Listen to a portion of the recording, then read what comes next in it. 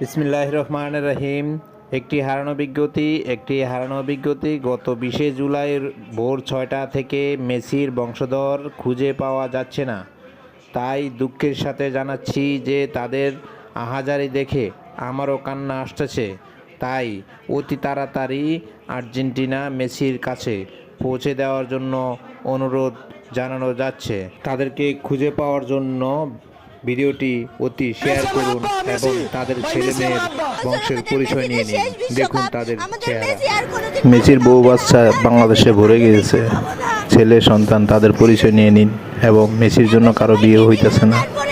আশা করি মেসিকে এনে দিলে তাদের বিয়েটাও সম্পূর্ণ হবে। ধন্যবাদ দেখার জন্য। ভিডিওটি আরও দেখুন।